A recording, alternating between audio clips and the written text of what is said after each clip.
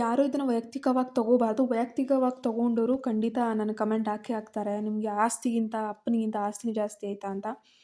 So, ಅಣ್ಣ ಪ್ರೀತಿಯಿಂದ ಏನಾದರೂ ಕೇಳಿದ್ರು ಪ್ರಾಣನೇ ಕೊಡಬಹುದು. ಆದ್ರೆ ಅತ್ತಿಗೆ ಜೊತೆ ಸೇರ್ಕೊಂಡು ಮಸ್ಲತ್ ಮಾಡ್ಕೊಂಡು, ಕಣ್ಮುಚ್ಚಿ ಸೈನ್ ಮಾಡ್ಕೊಂಡ್ಬಿಟ್ಟು ಸುಮ್ನಿರ್ತಾರಲ್ಲ, ಅದು ಅಣ್ಣನ ಮೇಲಿರೋ ದ್ವೇಷ ಅಂತೂ ಅಲ್ಲ, ಮೋಸದ ವಿರುದ್ಧ ಮಾಡುವಂಥ ಜಗಳ ಅನ್ಕೊಳ್ಳಿ.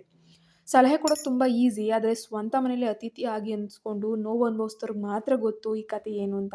ಇದು ಆಸ್ತಿಗಾಗಿ ಮಾಡ್ತಿರೋ ಫೈಟ್ ಅಲ್ಲ, ಆತ್ಮಗೌರವಕ್ಕಾಗಿ ಮಾಡ್ತಿರೋ ಯುದ್ಧ ಅಂತಾನೆ ಅನ್ಕೊಳ್ಳಿ. ಇದು ನನ್ನ ಅಭಿಪ್ರಾಯ. ಬೇರೆಯವ್ರು ಏನು ಅನ್ಕೊಂಡ್ರು ನನಗೆ ಚಿಂತೆ ಇಲ್ಲ. ಈಗ ಕತೆಗೆ ಹೋಗೋಣ.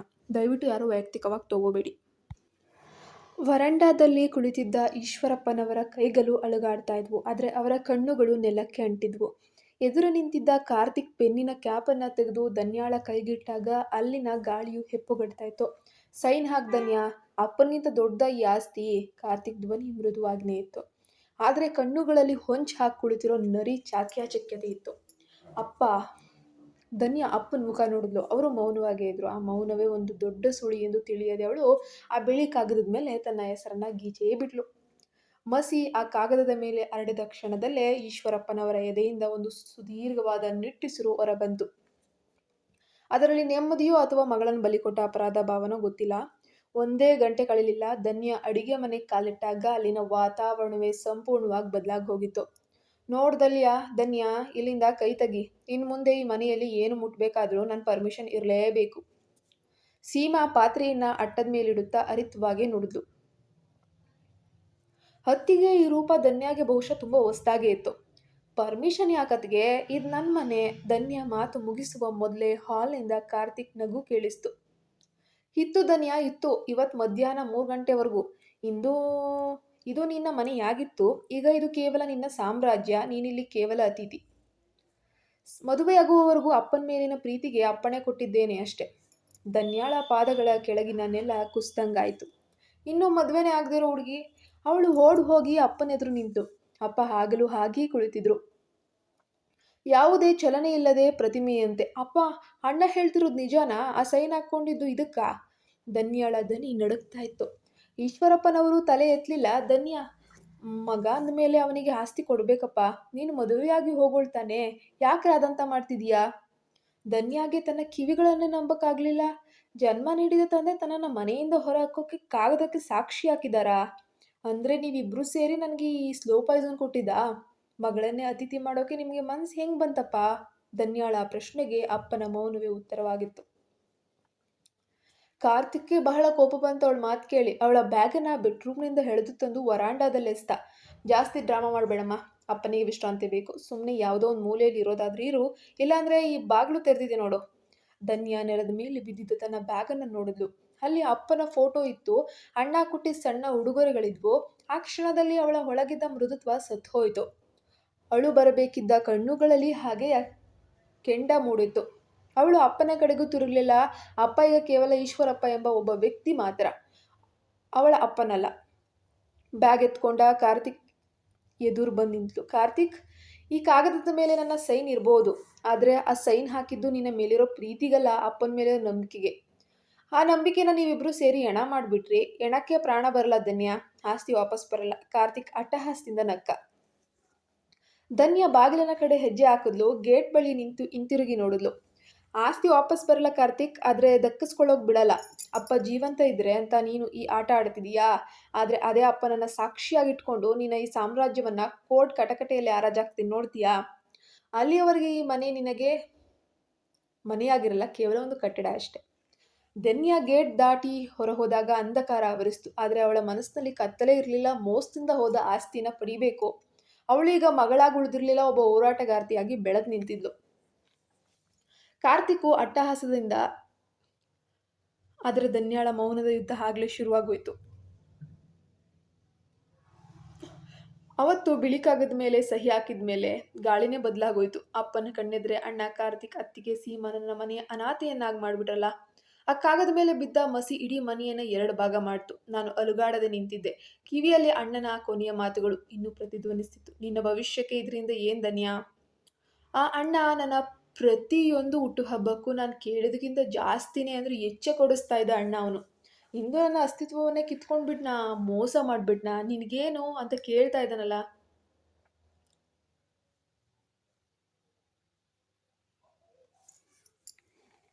ಆದರೆ ಆ ಮನೆಯಿಂದ ಹೊರ ಹೋದರೆ ನಾನು ಹೋರಾಡೋಕ್ಕಾಗಲ್ಲ. ಹೆಣ್ಣು ಮಗಳು ಎಲ್ಲಿರೋಕ್ಕಾಗತ್ತೆ? ಹಾಗಾಗಿ ನಾನು ಯೋಚನೆ ಮಾಡಿ ಮತ್ತೆ ವಾಪಸ್ ಬಂದೆ. ಇದ್ದಲ್ಲಿಯೇ ಹೋರಾಡಬೇಕು ಅಂತ. ಮತ್ತೆ ವಾಪಸ್ ಬಂದಿದ್ದಕ್ಕೆ ಒಂದು ನಗು ಇತ್ತು ಅತ್ತಿಗೆ ಹತ್ರ. ನಿಂತಲ್ಲೇ ನಿಲ್ಬೇಡ, ಪ್ಯಾಕ್ ಮಾಡು, ಕೆಳಗಿನ ರೂಮ್ ಕ್ಲೀನ್ ಮಾಡಿಸಿದ್ದೀನಿ, ಅಲ್ಲಿಗೆ ಶಿಫ್ಟ್ ಆಗ್ಬೋದು. ಅತ್ತಿಗೆ ಸೀಮಾ ಸೊಕ್ಕಿನಿಂದ ಆದೇಶಿಸಿದ್ಲು. ಅವಳ ಕೈಯಲ್ಲಿದ್ದ ಚಹಾದ ಕಪ್ ಅವಳ ಅಧಿಕಾರದ ಸಂಕೇತದಂತೆ ಕಾಣ್ತಾ ಇತ್ತು. ನಾನು ಅಣ್ಣನ ಕಡೆ ತಿರುಗಿದೆ. ಅವನು ಕಾಗದಗಳನ್ನು ಫೈಲ್ ಒಳಗೆ ತುರುಕ್ತಾ ಇದ್ದ. ಅವನ ಮುಖದಲ್ಲಿ ಈಗ ಅಣ್ಣನಿಗಿರಬೇಕಾದ ಕನಿಷ್ಠ ಸಂಕೋಚ ಇಲ್ಲ. ಕಾರ್ತಿಕ್, ನೀನು ಇಷ್ಟು ಕೆಳಮಟ್ಟಕ್ಕೆ ಇಳಿತೀಯಾ ಅಂತ ನಾನು ಅನ್ಕೊಂಡಿರಲಿಲ್ಲ. ಆಸ್ತಿ ಬೇಕಿದ್ರೆ ಕೇಳಿದ್ರೆ ಕೊಡ್ತಿದ್ದೆ, ಆದರೆ ಅಪ್ಪನ ಎದುರಿಸಿ ನನ್ನಿಂದ ಮೋಸದಿಂದ ಸೈನ್ ಹಾಕ್ಸ್ಕೊಂಡಿಯಲ್ಲೋ, ನಿನ್ನ ಮೇಲೆ ಅಸಹ್ಯ ಆಗ್ತಿದೆ. ಅಣ್ಣ ಟೇಬಲ್ ಮೇಲೆ ಜೋರಾಗಿ ಕೈ ಕೊಡ್ತಾ, ಮಾತು ನಿಲ್ಲಿಸು. ಸೈನ್ ಹಾಕು ಅಂದಾಗ ಅಪ್ಪನ ಮೇಲೆ ಹಾಣೆ ಮಾಡಿದ್ದಕ್ಕೆ ಹಾಕಿದೀಯಾ. ಈಗ ಇಲ್ಲದ ನ್ಯಾಯ ಮಾತಾಡಬೇಡ. ಈ ಮನೆ ಹಕ್ಕು ನನಗಿದೆ. ಅಪ್ಪನಿಗೂ ಮಗನ ಮೇಲೆ ನಂಬಿಕೆ ಇದೆ. ನೀನು ಹೆಣ್ಮಗು, ನಿನ್ನನ್ನು ಮದುವೆ ಮಾಡಿ ಕಳಿಸೋ ಜವಾಬ್ದಾರಿ ನಂದು. ಅಲ್ಲಿಯವರೆಗೆ ಅತಿಥಿಯಾಗಿರೋದನ್ನು ಕಲ್ತ್ಕೋ. ನಾನು ಅಕ್ಕನ್ನೇ ಕಿತ್ಕೊಂಡು ಜವಾಬ್ದಾರಿ ತಗೋತೀನಿ ಅಂತೀಯಲ್ಲ, ನಿಂಗೆ ನಾಚಿಕೆ ಇಲ್ವಾ? ನಾನು ಅಪ್ಪನ ಮುಂದೆ ಹೋಗಿ ಮೊಣಕಾಲು ಹುರ್ಕೊಳ್ತೆ. ಅಪ್ಪ, ಈಗಲಾದರೂ ಬಾಯ್ ಬಿಡಿ. ಮಗನ ವ್ಯಾಮೋಹಕ್ಕೆ ಮಗಳನ್ನ ಬಲಿಯಾಗಿ ಕೊಡ್ತೀರಾ? ಕಣ್ಣಾರೆ ನೋಡ್ತಿದ್ದೀರಲ್ಲ, ನಿಮ್ಮ ಈ ಮೌನ ಈ ಮನೆಯ ಬೆಂಕಿ ಇಡತ್ತಪ್ಪ. ಅಪ್ಪ ಈಗಲೂ ಕಿಟಕಿಯ ಆಚೆ ಶೂನ್ಯವಾಗಿ ನೋಡ್ತಾ ಇದ್ರು. ಅಮ್ಮ ಸತ್ ಮೇಲೆ ಅಪ್ಪನೇ ನನ್ನ ಸರ್ವಸ್ವ ಅಂದ್ಕೊಂಡ್ಬಿಟ್ಟಿದ್ದೆ.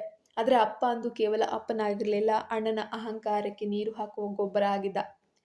ಧನ್ಯ, ಸುಮ್ಮನೆ ಹೋಗಮ್ಮ. ಕಾರ್ತಿಕ್ ಮದುವೆಯಾಗಿದ್ದಾನೆ, ಅವನಿಗೆ ಆಸ್ತಿ ಬೇಕು. ಅಪ್ಪನ ದನಿ ಸತ್ತು ಹೋಗಿತ್ತು. ಆ ಮಾತು ಕೇಳಿದ ತಕ್ಷಣ ನನ್ನಲ್ಲಿದ್ದ ಮೃದುತ್ವ ಸಂಪೂರ್ಣವಾಗಿ ಕರಗೋಯ್ತು. ಅಳು ಬರಬೇಕಾಗಿದ್ದ ಕಣ್ಣುಗಳು ಒಣಗಿದ್ವು. ಅಣ್ಣನ ಪ್ರೀತಿಯ ಮೇಲೆ ನನಗಿದ್ದ ಅತಿ ದೊಡ್ಡ ನಂಬಿಕೆ ಇಂದು ಅತ್ತಿ ಹುರಿತಾ ಇತ್ತು. ನಾನು ಎದ್ದು ನಿಂತು ನನ್ನ ಬ್ಯಾಗನ್ನು ಎತ್ಕೊಂಡೆ. ಅತ್ತಿಗೆ ಕಡೆಗೆ ನೋಡಿ ವ್ಯಂಗ್ಯವಾಗಿ ನಕ್ಕೆ. ಅತ್ತಿಗೆ, ನೀನು ಈ ಮನೆಯ ಬೆಡ್ರೂಮ್ನ ಓನರ್ ಆಗಿರ್ಬೋದು, ಆದರೆ ಈ ಮನೆಯ ಮಗಳು ಇವತ್ತು ಹುಟ್ಟಿದಾಳೆ, ನೆನ್ಪಿಟ್ಕೋ. ನಾನು ಅಣ್ಣನ ಎದುರು ಬಂದು ಅವನ ಕಣ್ಣುಗಳನ್ನೇ ದಿಟ್ಟಿಸಿದೆ. ಕಾರ್ತಿಕ್, ನಿನ್ನ ಭವಿಷ್ಯಕ್ಕೆ ಇದರಿಂದ ಏನು ಅಂತ ಕೇಳಿದ್ಯಲ್ಲ, ಇವತ್ತಿನಿಂದ ಈ ಪ್ರಶ್ನೆಯೇ ನನ್ನ ಉಸಿರು. ನೀನು ಮತ್ತು ಅಪ್ಪ ಸೇರಿ ನನ್ನನ್ನು ಅನಾಥೆ ಮಾಡಿದ್ರಿ ಅಲ್ವಾ? ಆದರೆ ನೆನ್ಪಿಟ್ಕೊಳ್ಳಿ, ಇದೇ ಧನ್ಯ ಒಂದಿನ ಈ ಮನೆಯ ಪ್ರತಿ ಇಟ್ಟಿಗೆಯ ಮೇಲೂ ತನ್ನ ಹಕ್ಕನ್ನು ಸಾಬೀತು ಮಾಡ್ತಾಳೆ. ಇವತ್ತು ಅಪ್ಪ ಸತ್ಯಕ್ಕೆ ಬೆನ್ನು ತೋರಿಸಿದ್ದಾರೆ, ನಾಳೆ ಸತ್ಯ ನೀವಿಬ್ಬರನ್ನ ಬೀದಿಗೆ ತರುತ್ತೆ. ಹೆಚ್ಚು ಮಾತಾಡಿದರೆ ಈಗಲೇ ಮನೆಯಿಂದ ಆಚೆ ಆಗ್ತೀನಿ ನೋಡು, ಅಣ್ಣ ಹರ್ಚ್ದ. ನಾನು ಗೇಟ್ನತ್ತ ಹೆಜ್ಜೆ ಹಾಕ್ತೆ. ಮನೆ ಬಿಟ್ಟು ಹೊರಗು ಹೋಗುವುದಂತೆ ನಟಿಸ್ದೆ. ಕಾರ್ತಿಕ್ ಮತ್ತು ಸೀಮಾ ವಿಜಯದ ನಗು ಮತ್ತೆ ಬೀರಿದ್ರು. ಆದರೆ ನಾನು ಗೇಟ್ ಬಳಿ ನಿಂತು ಹಿಂತಿರುಗಿ ನೋಡಿದೆ. ಹೇಯ್, ಪದೇ ಪದೇ ನನ್ನ ಮನೆ ಬಿಟ್ಟು ಹೋಗೋಕ್ಕೆ ಲೂಸಾ? ನಾನು ಮನೆ ಬಿಟ್ಟು ಹೋಗ್ತಿಲ್ಲ ಕಾರ್ತಿಕ್, ನಾನು ಹೋಗ್ತಿರೋದು ವಕೀಲರ ಹತ್ರ. ನಿನ್ನ ಈ ಸುಳ್ಳಿನ ಸಾಮ್ರಾಜ್ಯಕ್ಕೆ ಈಗ ಅಗ್ನಿ ಸಾಕ್ಷಿಯಲ್ಲ, ನ್ಯಾಯದ ಸಾಕ್ಷಿ ಸಿಗುತ್ತೆ. ಅಪ್ಪನ ಈ ಮೌನವನ್ನೇ ಅಸ್ತ್ರವಾಗಿ ಬಳಸ್ಕೊಂಡು ನಿನ್ನ ಕಾಗದವನ್ನು ಹೇಗೆ ಹರಿದು ಹಾಕಬೇಕು ಅಂತ ನನಗೆ ಚೆನ್ನಾಗಿ ಗೊತ್ತು. ಇವತ್ತು ನೀನು ಕಳ್ಕೊಂಡಿದ್ದು ಆಸ್ತಿನಲ್ಲ, ನಿನ್ನ ತಂಗಿಯನ್ನ. ಇನ್ನು ಮುಂದೆ ಈ ಮನೆಯಲ್ಲಿ ಶಾಂತಿ ಇರಲ್ಲ, ಕೇವಲ ಯುದ್ಧ ಮಾತ್ರ. ಧನ್ಯ ಹೊರಬಂದಾಗ ಸಂಜೆ ಆಗಿತ್ತು. ಮೋಸದಿಂದ ಹೋದ ಆಸ್ತಿ ಮತ್ತು ಸತ್ತು ಹೋದ ಅಣ್ಣನ ಪ್ರೀತಿಯ ಚಿತೆಯ ಮೇಲೆ ಅವಳು ಹೊಸ ಶಪಥ ಮಾಡಿದ್ಲು.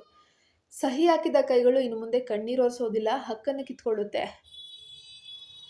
ಆದರೆ ಧನ್ಯಾಳಿಗೆ ಅದು ಕೇವಲ ಒಂದು ಕುರುಕ್ಷೇತ್ರ. ಅಣ್ಣ ಕಾರ್ತಿಕ್ ಮತ್ತೆ ಅತ್ತಿಗೆ ಸೀಮಾ ಹೂಡಿದ ಮೋಸದ ಬಲೆಗೆ ಸಮಾಜ ಎಂಬ ದೊಡ್ಡ ಅಸ್ತ್ರ ಸೇರ್ಕೊಬಿಡುತ್ತೆ. ಹಾಲ್ನಲ್ಲಿ ನೆರೆಹೊರೆಯವರು, ಸಂಬಂಧಿಕರು ಎಲ್ಲ ಕೂತಿದ್ರು. ಎಲ್ಲರ ಕೈಯಲ್ಲೂ ಟೀ ಕಪ್ಗಳೇನೋ ಇದ್ವು. ಆದರೆ ಮಾತುಗಳೆಲ್ಲ ಧನ್ಯಾಳ ಎದೆಗೆ ಚುಚ್ಚುವ ಈಟಿಯಾಗಿದ್ವು. ಧನ್ಯ, ಯಾಕಮ್ಮ ಹೀಗಾಟ ಮಾಡ್ತೀಯಾ? ಮದುವೆ ಆದಮೇಲೆ ಹೆಣ್ಮಕ್ಳು ಬೇರೆ ಮನೆಗೆ ಸೇರ್ತಾರಲ್ವಾ? ನಿಮ್ಮ ಅತ್ತೆ ಮನೆಯಲ್ಲಿ ನಿನಗೆ ಕೊರತೆ ಏನಿರುತ್ತೆ? ಹಿರಿಯ ಮುತ್ತೈದೆಯೊಬ್ಬಳು ಉಪದೇಶ ಶುರು ಮಚ್ಕೊಂಡ್ಳು. ಧನ್ಯ ನಕ್ಕದ್ಲು. ಆ ನಗುವಿನಲ್ಲಿ ನೋವಿಗಿಂತ ಹೆಚ್ಚಾಗಿ ಅಸಹ್ಯ ಇತ್ತು. ಸಂಬಂಧಗಳ ಆಸ್ತಿ ಮೇಲೆ ಅಳಿಯೋದನ್ನು ಬಿಡಿ ಅಜ್ಜಿ. ನಾನು ಮದುವೆ ಆಗಿದ್ದೀನಿ ಅಂದ ಮಾತ್ರಕ್ಕೆ ಈ ಮನೆಯಲ್ಲಿ ಹುಟ್ಟಿದ್ದ ಸುಳ್ಳಾಗುತ್ತಾ? ಮುಂದೆ ಮದುವೆ ಆಗ್ತೀನಿ. ಅಣ್ಣ ಕಾರ್ತಿಕ್ ಈಗ ಭಾವನಾತ್ಮಕವಾಗಿ ಬ್ಲ್ಯಾಕ್ಮೇಲ್ ಶುರು ಮಾಡ್ದ.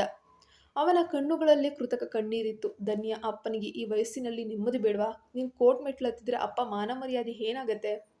ಅವರು ಇನ್ನೂ 10 ವರ್ಷ ಬದುಕೋರು, 1 ವರ್ಷನೂ ಬದುಕಲ್ಲ. ಮದುವೆಯಾಗಿ ಸುಖವಾಗಿರೋ ತಂಗಿನ ನೋಡೋದು ಅಣ್ಣನ ಆಸೆ ಅಂದ್ಕೊಂಡಿದ್ದೆ. ಆದರೆ ನೀನು ಈ ಮನೆನ ಬೀದಿಗೆ ತಂದಿರ್ತೀಯಾ? ನಿನ್ಗೇನು ಕಮ್ಮಿ ಮಾಡ್ತೀನಿ ಹಿಂದೆ? ಮದುವೆ ಮಾಡ್ತೀನಿ ಹಿಂದೆ ಅಲ್ವಾ? ಅತ್ತಿಗೆ ಸೀಮಾ ಧ್ವನಿಗೂಡಿಸಿದ್ಲು. ನೋಡಿ ಜನರೇ, ಮಗ ಈ ಮನೆಯನ್ನು ಮುನ್ನಡೆಸಬೇಕು ಅನ್ನೋದು ಧರ್ಮ. ಇವಳು ಮದುವೆಯಾಗಿ ಹೋದ್ಮೇಲೂ ಇಲ್ಲಿನ ಆಸ್ತಿ ಮೇಲೆ ಕಣ್ಣು ಹಾಕ್ತಾಳೆ ಅಂದರೆ ಏನರ್ಥ? ಧನ್ಯಾಳ ಪತಿ ಪ್ರಕಾಶ್ ಸುಮ್ಮನೆ ಮೂಲೆಯಲ್ಲಿ ಕುಳಿತಿದ್ದ. ಅವನಿಗೆ ಜಗಳವೆಂದರೆ ಆಗದು. ಅವನು ಮೆಲ್ಲನೆ ಧನ್ಯಾಳ ಹತ್ತಿರ ಬಂದು ಪಿಸುಗುಟ್ಟಿದ್ದ. ಧನ್ಯ, ಶಾಂತಿಯಿಂದಿರೋಣ. ನಮಗೇನು ಹಣದ ಕಷ್ಟವಿಲ್ಲವಲ್ಲ? ಬಿಟ್ಕೊಟ್ಬಿಡು, ಮನೆಯಲ್ಲಿ ನೆಮ್ಮದಿ ಇರಲಿ.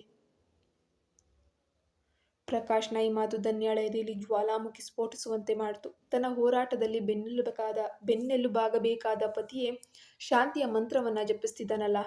ಶಾಂತಿ ಎನ್ನೋದು ಅನ್ಯಾಯವನ್ನು ಒಪ್ಪಿಕೊಳ್ಳೋದಲ್ಲ ಪ್ರಕಾಶ್. ಧನ್ಯ ಸಭೆಯ ಮಧ್ಯೆ ಬಂದು ನಿಂತು, ಇಲ್ಲಿ ನೆರೆದಿರೋ ಪ್ರತಿಯೊಬ್ಬರಿಗೂ ನನ್ನ ಪ್ರಶ್ನೆ ಇದು. ಮದುವೆ ಆದ ಮೇಲೆ ಮಗಳು ಪರಕೀಯಳಾಗೋದಾದ್ರೆ ಅಪ್ಪನಿಗೆ ಹುಷಾರಿಲ್ಲದಾಗ ಸೇವೆ ಮಾಡೋಕೆ ಮಾತ್ರ ಮಗಳೇ ಹಾಕಬೇಕು. ಅವತ್ ನಾನು ಬೇರೆ ಮನೆಯವಳು ಅನ್ನೋದು ನೆನಪಾಗ್ಲಿಲ್ವಾ ಅಂತ. ಇದರ ಮಧ್ಯೆ ಅವಳಿಗೆ ಮದುವೆ ಕೂಡ ಮಾಡಿರ್ತಾರೆ. ಅದನ್ನು ನಾನು ಸೇರಿಸೋದು ಮರ್ತಿದ್ದೆ, ಕ್ಷಮೆ ಇರಲಿ. ಸಭೆಯಲ್ಲಿ ನಿಶ್ಶಬ್ದ ಆವರಿಸಿತು.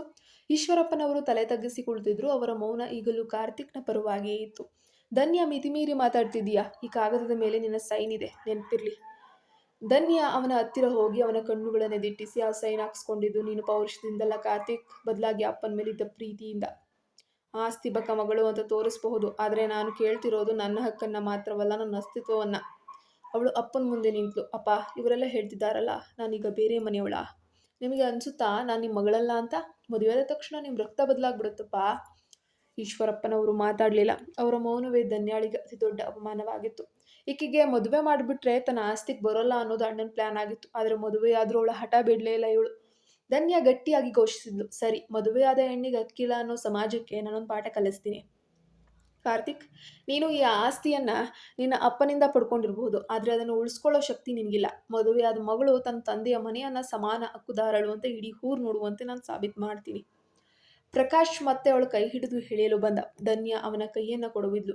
ನೀವು ಹತ್ಯೆ ಮನೆಗೆ ಬಂದ ಅಳಿಯನಾಗಿ ಸುಮ್ನಿರಿ ಪ್ರಕಾಶ್. ಇಂದು ನನ್ನ ಮನೆ, ನನ್ನ ಹಕ್ಕು. ಇಲ್ಲಿ ನಡೆಯೋ ಅನ್ಯಾಯಕ್ಕೆ ನಾನು ತಲೆ ತಗ್ಗಿಸಿ ಶಾಂತಿ ಇರಲಿ ಅಂತ ಮನೆಯಿಂದ ಹೊರಬಂದ್ರೆ ನಾಳೆ ಯಾವ ಹೆಣ್ಣು ಮಕ್ಕಳು ತನ್ನ ಮನೆಯಲ್ಲಿ ತಲೆ ಎತ್ತಿ ಬದುಕೋಕ್ ಸಾಧ್ಯನೇ ಇಲ್ಲ. ಧನ್ಯ ತನ್ನ ಬ್ಯಾಗನ್ನ ಎತ್ಕೊಂಡ್ಲು. ಈ ಬಾರಿ ಅವಳು ಅಳ್ತಾ ಇರಲಿಲ್ಲ. ಅವಳ ನಡಿಗೆಯಲ್ಲಿ ಒಂದು ಹೊಸ ವೇಗವಿತ್ತು. ನೆನ್ಪಿಟ್ಕೋ ಕಾರ್ತಿಕ್, ಸಮಾಜ ಮಗಳನ್ನು ಹೊರ ಹಾಕ್ಬೋದು, ಆದರೆ ಕಾನೂನು ಹಕ್ಕನ್ನ ಕಿತ್ಕೊಳಕ್ಕಾಗತ್ತಾ? ನಾನು ಮತ್ತೆ ಬರ್ತೀನಿ. ಈ ಮನೆಯ ಬಾಗಿಲನ್ನ ಗೌರವದಿಂದ ತೋರ್ಸೋಕ್ಕಾಗಲ್ಲ, ನನ್ನ ಹಕ್ಕಿನಿಂದ ಹೊಡೆಯೋಕೆ.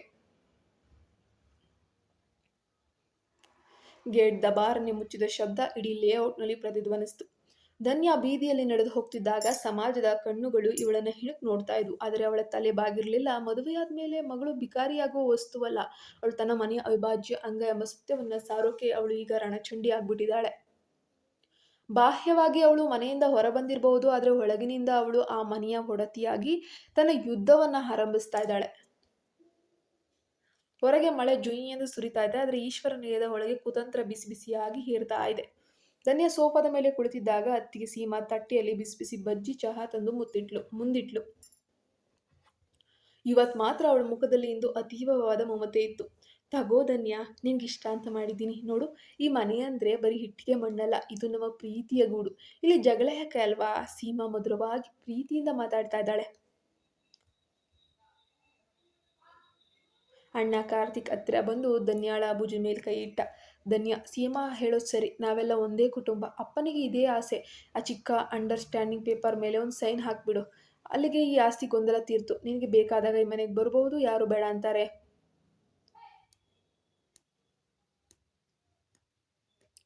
ಸೀಮಾ ಮೆಲ್ಲನೆ ಆ ಕಾಗದವನ್ನ ಧನ್ಯಾಳ ಮುಂದಿಟ್ಲು. ನಿನ್ನ ಹೆಸರಿರೋ ಈ ಚಿಕ್ಕ ಪಾಲನ್ನ ಕಾರ್ತಿಕ್ ಹೆಸರಿಗೆ ವರ್ಗಾಯಿಸು.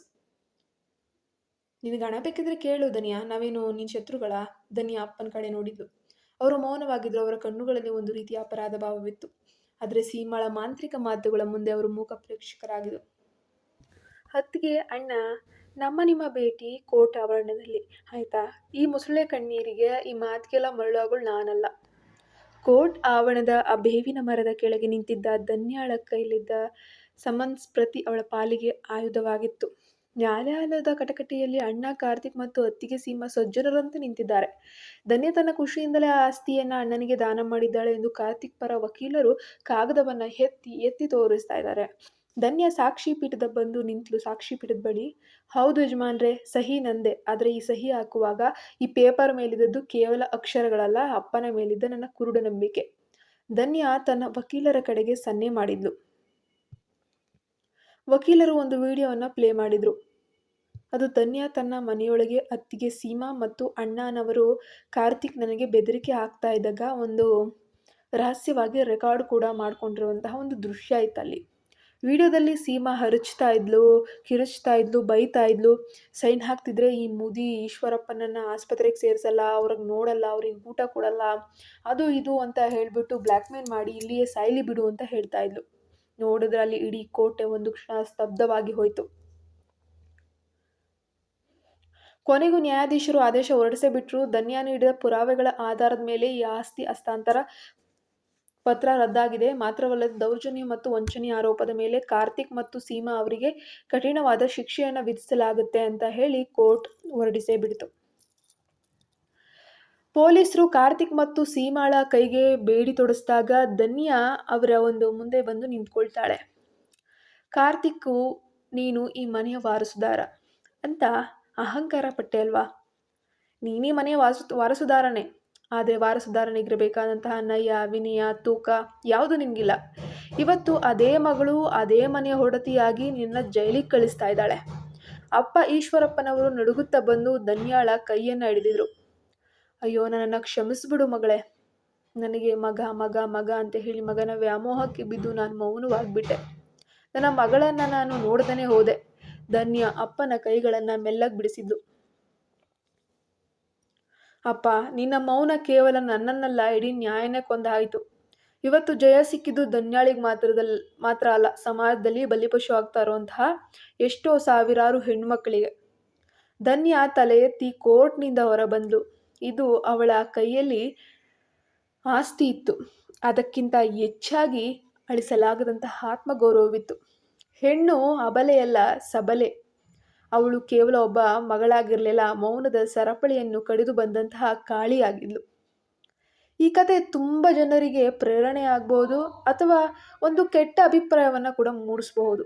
ಈ ರೀತಿಯ ಎಷ್ಟೋ ವಿಚಾರಗಳು ಪ್ರಪಂಚದ ಮೇಲೆ ನಡೀತಾ ಇದೆ. ಅದನ್ನೇ ಒಂದು ಆಧಾರವಾಗಿಟ್ಕೊಂಡು ಈ ಕಥೆಯನ್ನು ರಚಿಸಲಾಗಿದೆ ಅಷ್ಟೆ. ಧನ್ಯವಾದ. ನಮ್ಮ ಚಾನಲ್ಗೆ ಸಬ್ಸ್ಕ್ರೈಬ್ ಆಗಿ ಅಂತ ನೂರಾರು ಕಥೆಗಳು ನಮ್ಮ ಚಾನಲಲ್ಲಿ ಲಭ್ಯ ಇದೆ. ನೋಟಿಫಿಕೇಶನ್ ಆನ್ ಮಾಡಿಟ್ಕೊಂಡ್ರೆ ಟಕ್ ಟಕ್ ಅಂತ ಕಥೆಗಳ ನೋಟಿಫಿಕೇಶನ್ ಬರ್ತಾನೆ ಇರುತ್ತೆ.